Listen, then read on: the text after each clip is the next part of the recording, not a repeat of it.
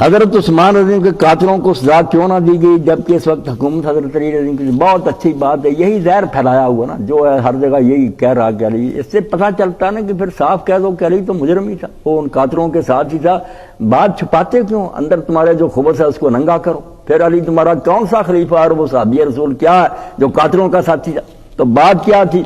حضرت عثمان رضی اللہ عنہ کے قاتل جو تھے نا، ان کے بارے میں مسئلہ بہت پیچیدہ تھا، لوگ تو بیٹھے نا جیسے قاتل ہے سامنے مار دو اس کو، قاتل ایک نہیں تھا، وہ بغاوت ہوئی تھی، ہر علاقے میں لاکھوں لوگ تھے جو کھڑے ہو گئے تھے، بصرہ بھرا ہوا تھا، کوفہ، مصر، شام، سارے تو حضرت عثمان کے خلاف اٹھ کھڑے ہوئے تھے۔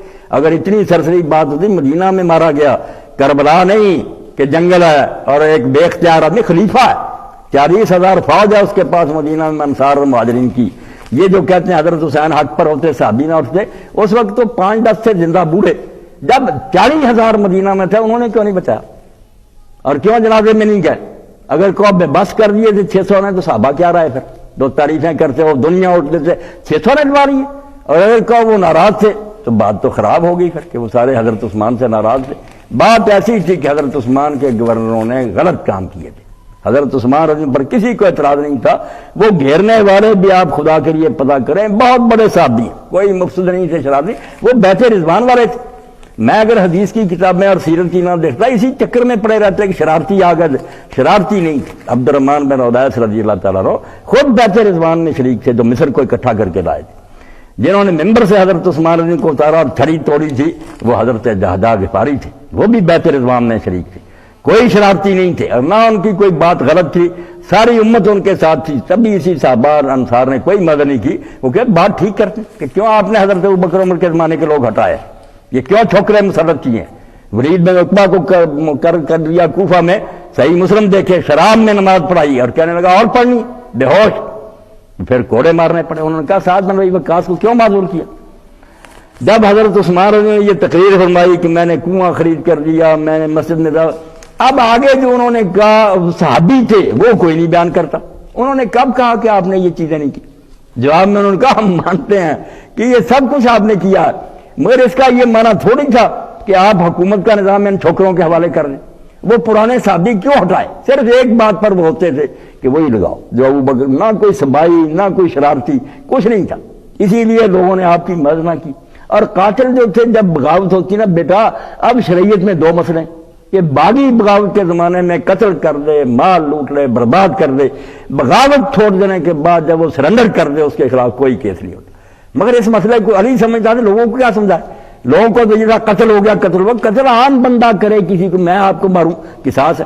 بغاوت ہو جائے، سارے صحابہ کا بغاوت کے دوران وہ لوگوں کے مال لوٹ لیں، انگنت لوگ مارے جائیں، یہ جیسے کافر حربی کلمہ پڑھ لے، پچھلے سارے معاملے ختم۔ باغی نے جب بغاوت چھوڑ دی اور خلیفہ کو تسلیم کر لیا، مقدمہ نہیں بن سکتا۔ یہ امام ابو حنیفہ رحمۃ اللہ علیہ کا فتویٰ، علی اس پر تھے، اور امام شافعی کا کہ قصاص تو بنتا تھا مگر قصاص کو خلیفہ ملتوی کر سکتا، اگر قصاص لینے سے ہنگامہ اور بڑھتا ہو اور فساد بڑھتا، جیسے حضرت جریر نے جب آ کر کہا کہ حضرت معاویہ کہتے ہیں قاتل ہمارے حوالے کرو، تو آپ نے فرمایا قاتل اٹھ کھڑے ہو، جب 20,000 آدمی اٹھ کھڑا ہوا اور تلواریں لہرادی، کیا ہو قصاص لو، آپ نے کہا لے لو قصاص جو لے سکتا۔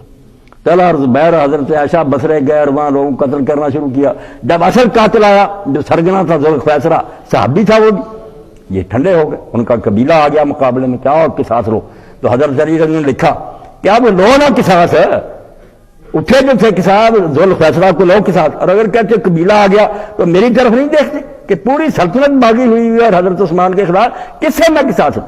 تو لوگ اگر صحیح حالات کو پڑھیں اور اماموں کی کتابیں اور فقہ بھی پتہ چلے کہ وہ سرسری معاملہ نہیں تھا، کوئی قتل ہو گیا قاتل سامنے تو دے دو ان کو قصاص کے لیے، وہ بغاوت ہوئی تھی۔ بغاوت کا قانون پہلے پڑھ لیں کہ باغیوں سے قصاص لیا جاتا، اس طرح تو اگر باغی یہ سمجھے کہ ہماری جان ہی نہیں حکومت چھوڑے گی، وہ کیوں ہتھیار ڈالیں گے؟ مر جائیں گے، مانیں گے نہیں۔ ان کے لیے یہی کافی ہے کہ کافر جو ہے اسلام لے آئے، پچھلے جرم معاف، باغی بغاوت چھوڑ دے، حکومت کو تسلیم کر دے، کوئی کیس اس کے خلاف پٹ اپ نہیں ہوتا۔ یہ حدیث اور فقہ کتابیں پڑھاؤں گا، جب آپ تفصیل سے سمجھیں گے۔ یہ شوشے جو چھوڑے ہوئے ہیں نا، یہ زہر دماغوں سے نکالیں خدا کے لیے۔ حضرت علی چوتھا خلیفہ ہے، ہم اس کو اہل سنت اور اہل حدیث امام مانتے ہیں، خلیفہ بڑا، اگر یہ شوشے رہے دماغوں میں کیا عزت ہوگی اس کی؟